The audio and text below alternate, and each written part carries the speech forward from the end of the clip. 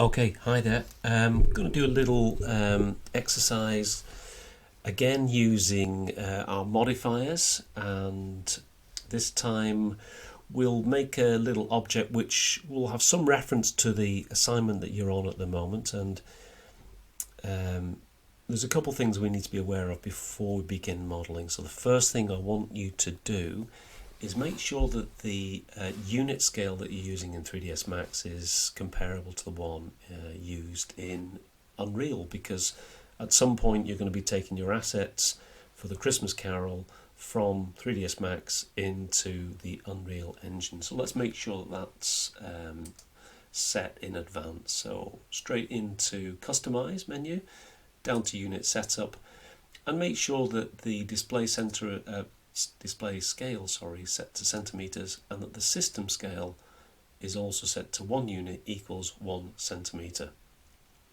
Okay, just say alright to that. So two things to set up: the display scale and the system scale. Okay, good. Alright, so let's make a very basic street lamp. The sort of thing that would have illuminated the streets of Victorian London. I guess it would probably be appropriate at this point to start doing some research into lamps and street furniture that would have been around in that time, but I'll leave that to your own research. I'll just take you through a very basic modelling approach. Okay, here we go. So let's go into our Create tab, and rather than standard primitives, we're going to start with an extended primitive selection, and we'll start with the Gengon, which has a nice multi-sided effect. So let's see, I'm making this about 20 centimeters. Just going to do a quick look at my ruler. 20 centimeters probably feels about right. So do that again, about 20 centimeters and 50,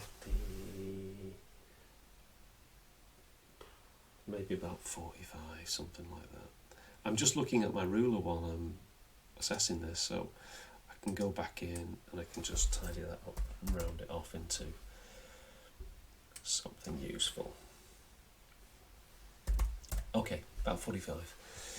Okay, that'll do for now. Keep side segment, height segments all at one, everything nice and simple. Okay, so once created, go across to our modified panel. So remember, we've adopted that CMT approach: create, modify and transform. So we've created, we're now going to modify it, and in here we're going to begin by adding a 2x2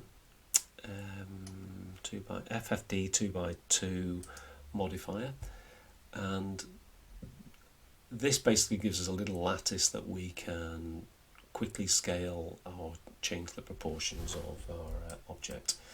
So go inside the FFD, go to the control points and select the top control points, and now we'll do a transform. So command create, modify, and now we're doing a transform, and the transform is the scale, and we're just going to scale that out like so.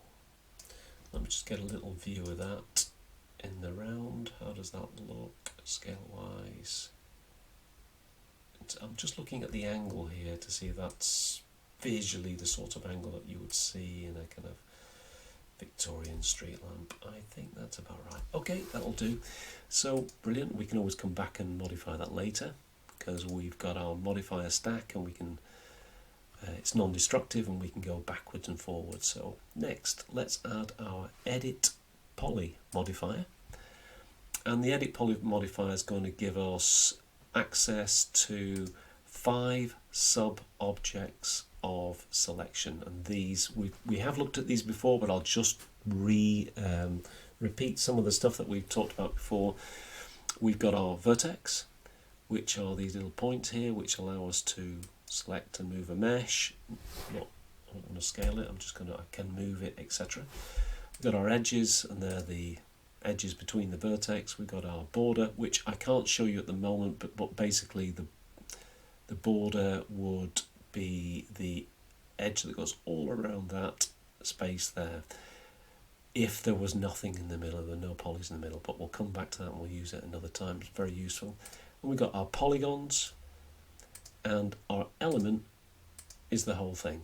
Okay, so 5 sub-object levels which can be selected here, and when you're working in these sub-object levels, once you've finished the procedure that you're performing, it's good to deselect, because otherwise sometimes you're trying to select another object and then you realise that what's happened is you're still stuck inside a sub-object level selection process. So just deselect. Okay, so we're going to begin with the polygon sub-object selection, and you may remember that that is accessible through your keyboard by hitting the number 4 as well. Remember, 1 is vertex, 2 is edge, 3 is border, 4 is poly, 5 is element. So it's kind of nice and fast to move through those when you're modelling later on. So 4. Now what we're going to do is we're going to carefully go round, carefully rotate our object, and we hold the control key while we're making this multiple polygon selection. So I'm just hitting Alt middle mouse to rotate, and then I'm clicking back on my control key and selecting another polygon until we've got them all selected. Okay, and now I'm going to I want to save that selection, and we can do that. We can create a selection setup here, and I'm just going to call it lamp faces. Okay. It's kind of a nice thing to do, so later on we can just, at the sub-object polygon level, we can, rather than going through and having to reselect them all one by one, we just go up to our lamp faces selection, and there they are. And you can do that for vertex, edges, etc. Okay, so I am going to select them, and I'm going to do a little inset. So rather than clicking the big inset button, I'm going to use the settings, and the settings are going to allow me to select what do I want to inset by group or polygon, and I want to inset by polygon, and I want to do that, and that just separates my polygon from the edges. So as you can see, it's kind of like it's giving us this option. It's still completely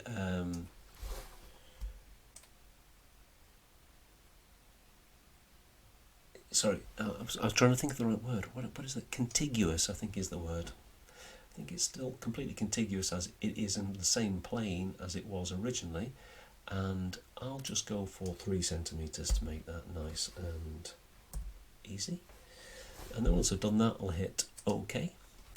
And now I've still got this selection available to me, and this is nice because remember before, let's say I accidentally click off and I think, oh God, I've got to go through and select them all again. I don't. I've got my sub-object lamp faces. There they are.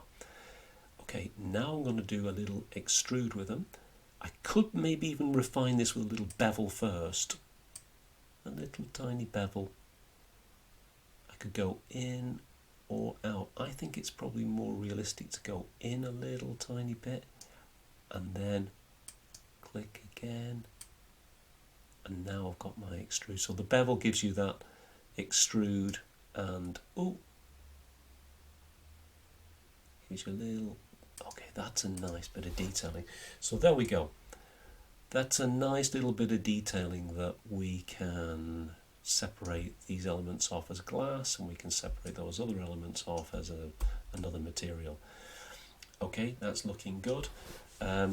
Later on I'll come back and explain things like how we would apply one material to this area and another material to this area using the ID selection down here, so we can give certain polygons certain ID numbers, and then later on there's a material called a multi-sub-object material which we might use, and it has ID numbers, and those ID numbers can have different materials attached to them, and then when applied to the object, the different polygons have different materials depending on their ID number. But anyway, for another time.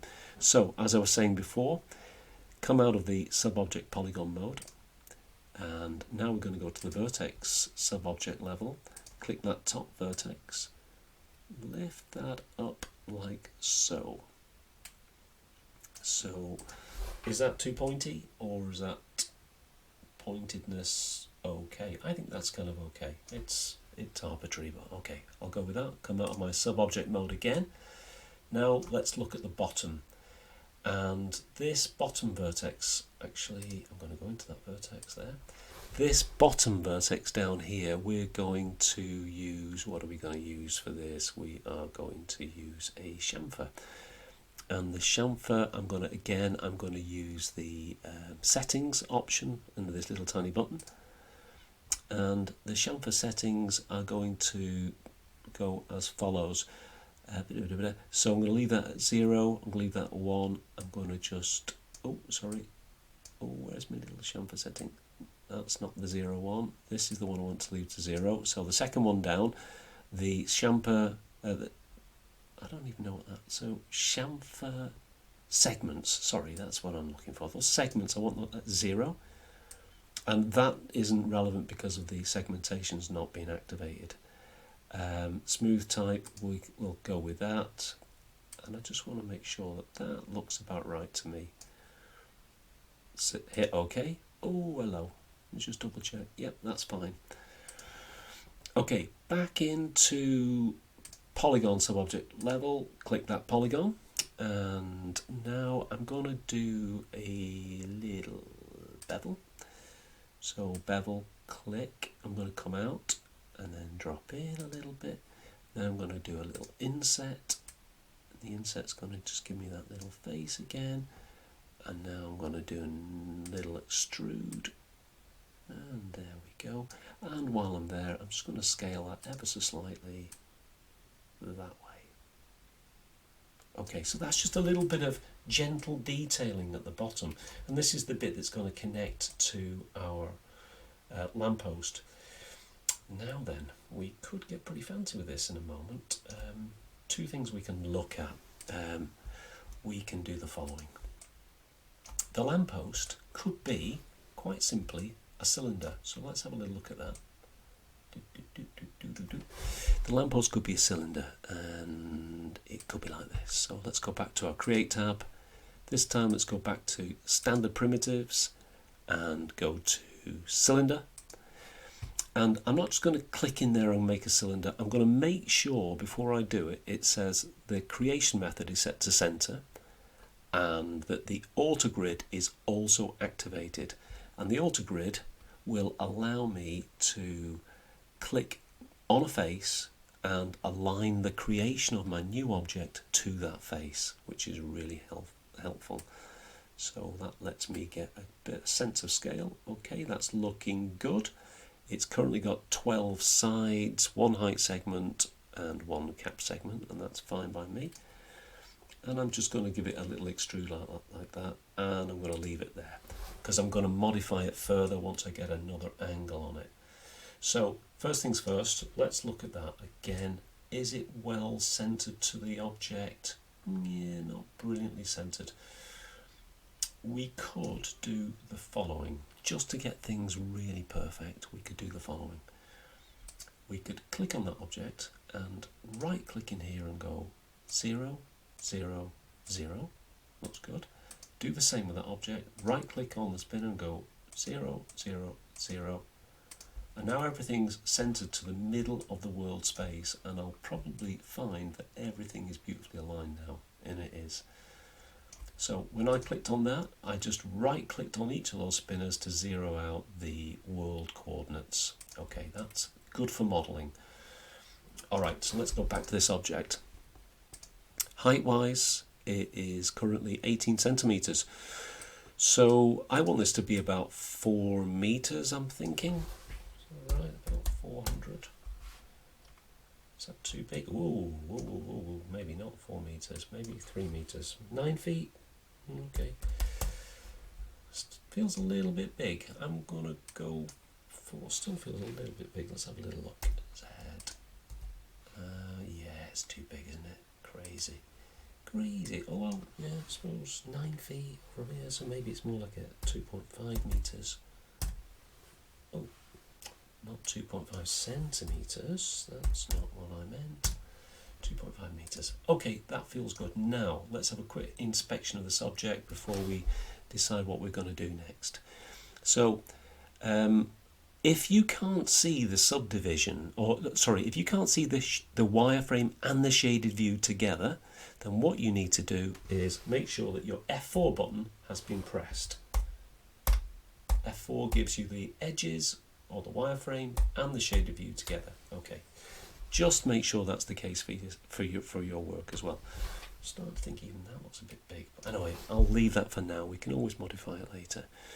Now, theoretically, that's absolutely fine, but I'm just going to complicate things in a moment. I'll complicate things in a moment. I'll just finish this off first.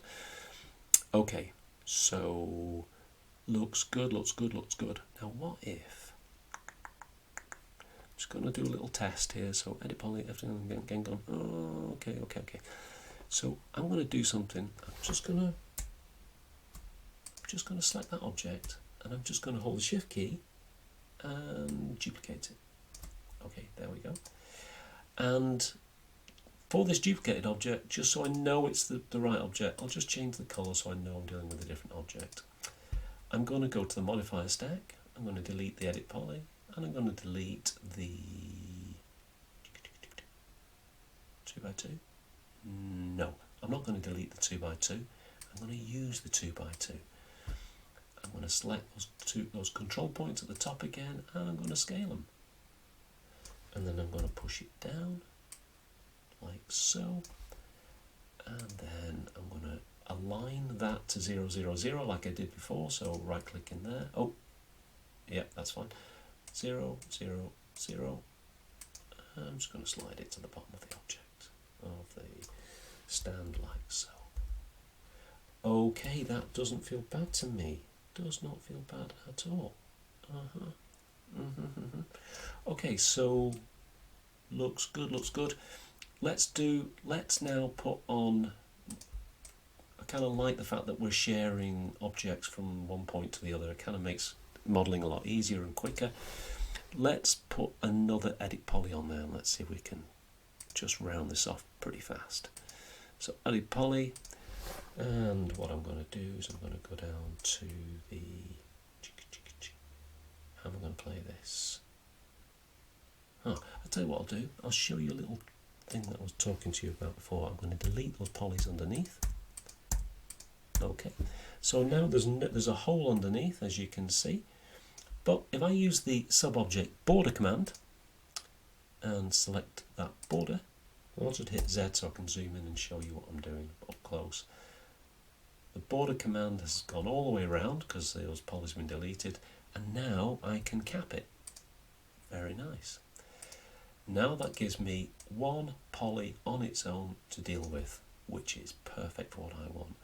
So I'm going to extrude that a little tiny bit, like so. That looks good to me. And I'm just thinking I might do a little bevel on there as well, so do a little bevel, and then an extrude again.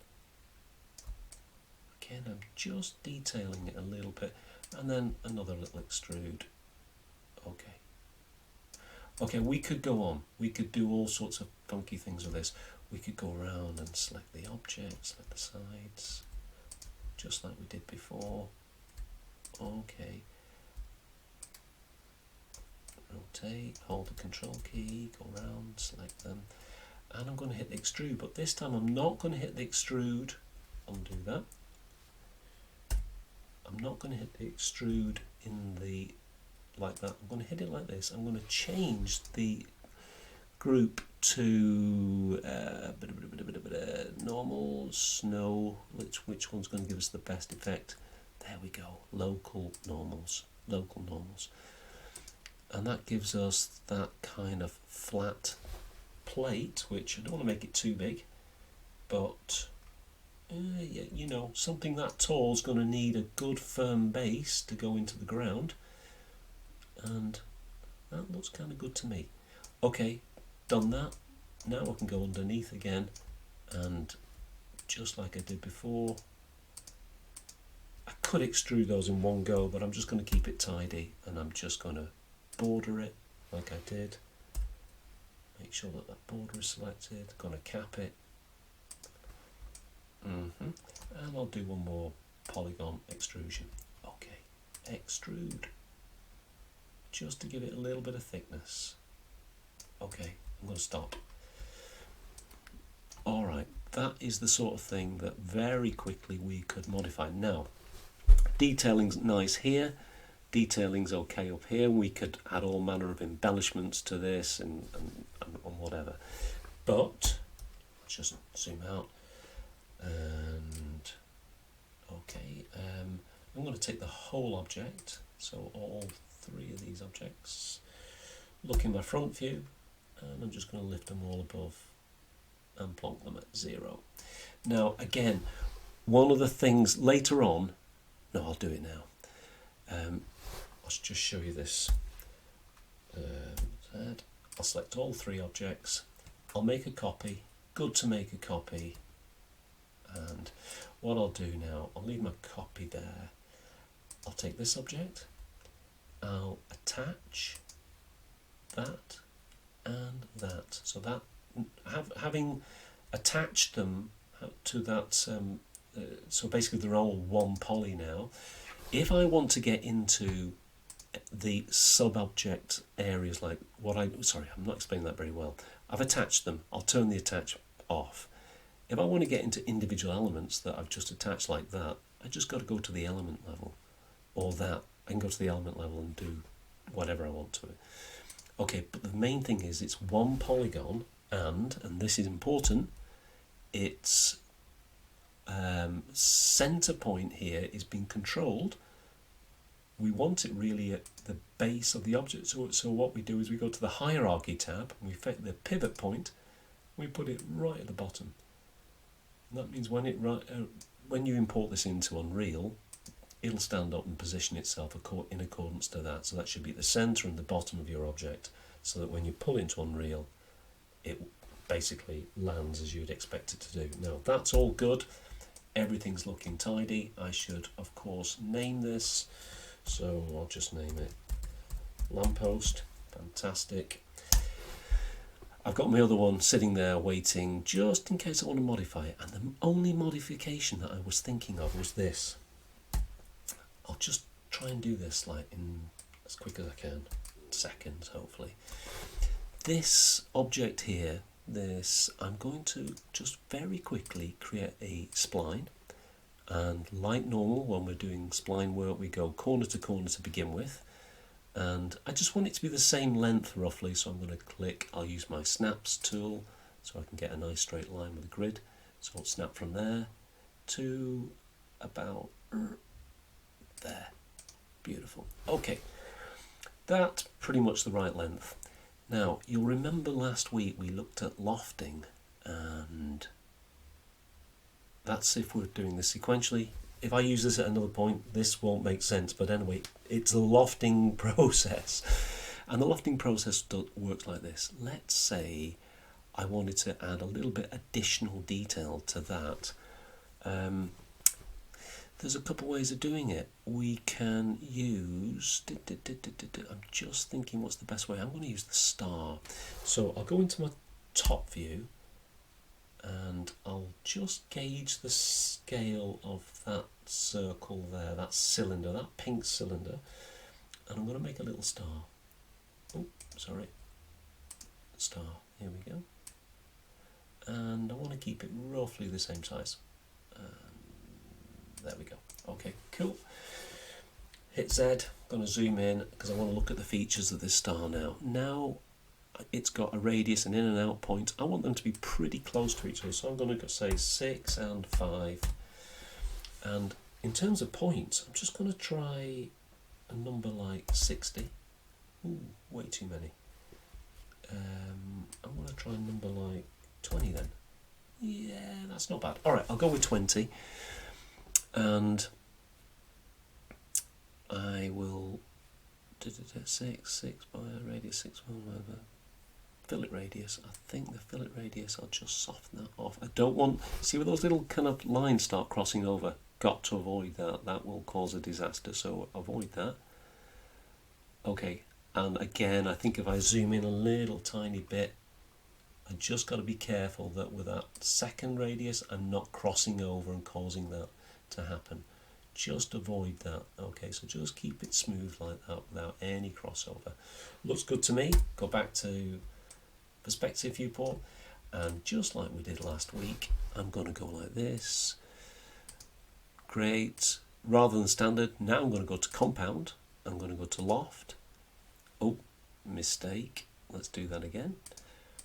Select the path first, then loft, then get shape, and then my new little form. Now my new little form has a hell of a lot of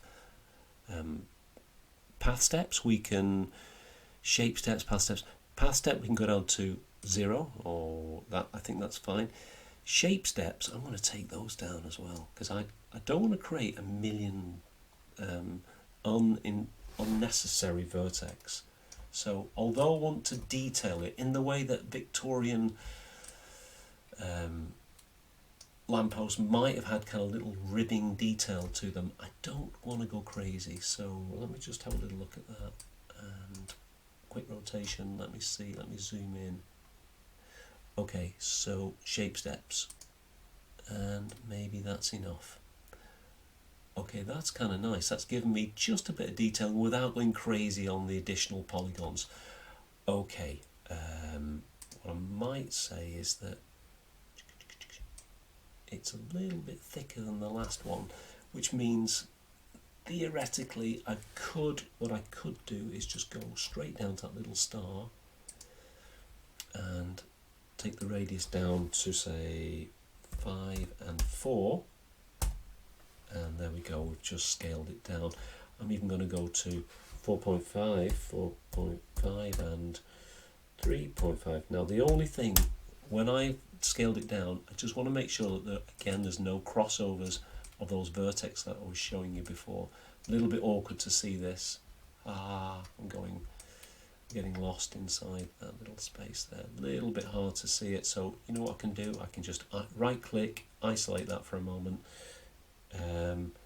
put it at 0 position, wheel position, nice, and then hit Z, and now I can have a good look at it. Is there any ugly little crossover? Yeah, there is a little bit. There is a little bit, because as I reduced the scale, I think there's a little crossover occurring there, and that isn't great. So what do I need to do? I need to go back to the shape, and I see now I've got myself into a right little pickle here now. So end isolation. Just lift that out of the way for a sec. Get my move tool, come out of my sub-object level, just move that away for a second. Let's go back to this object. Let's do it again. So 4.5 by 5, let's examine it here first. Okay, it doesn't look too bad if I'm honest. Maybe I just need a little bit more that way. And that looks pretty good to me. I think that's okay. I may just repeat that loft. I may just delete that. So get the path, go to compound objects, go to loft, get my shape, okay, and go to the skin parameters like we did last week, and make sure everything's pretty minimal, because we don't want to create a million different unnecessary quad sides. Constrain, yeah, we can do that. Contour banking, we don't need to worry about those. Cap the end and the bottom, that's absolutely fine. Okay, so what I can do now, come out of the loft, and grab this object. So what I'm going to do is I'm going to take that loft and I'm going to say I want this loft to align with this object, so in effect replace it. If I use the align tool, I select that second object and now it's aligned pivot to pivot or center to center, even better, and say OK. So I now know that's the case. What I probably should have done is had a little look inside my Scene Explorer, and that cylinder that's hiding in there that I'm no longer using, I'm just lifting it out. I want to turn my snaps off, by the way, because that was a bit irritating the way that line stuck out. So just move my little loft option objects over there. That was the original cylinder. Pop it over there, and that's interesting. Its pivot point is upside down. Don't know why. Center to object and align to world. Okay, we'll leave it like that for the time being. This one, pivot point, is fine. Okay, so this is the one with the additional detailing. Does it fit? Just hit Z. Does it fit nicely with the shape that we created earlier, or is that shape too small for it? That shape's a little bit too small for it. Okay, so what I might do here is go just just lift that out of the way for a sec, get in here, go to the sub-object polygon, and yeah, okay, I could go like this. I could select those vertex, not move them, I just want to select them. So where's my selection tool? Select, not by select by name, I want to select by marquee tracks. I want to select around them. I missed some there, so do that again. Now, just before I do anything, double checking that I've not actually selected any other vertex, and that can happen. So I'm going to hold the Alt button and I'm going to, oh, I've done something. I was going to say hold the Alt button to deselect, but I've reconfigured my mouse and that doesn't quite work. So what I'll do is I'll try that again. I'll try and get those in without anything else being selected. And I've done it again. Not perfect.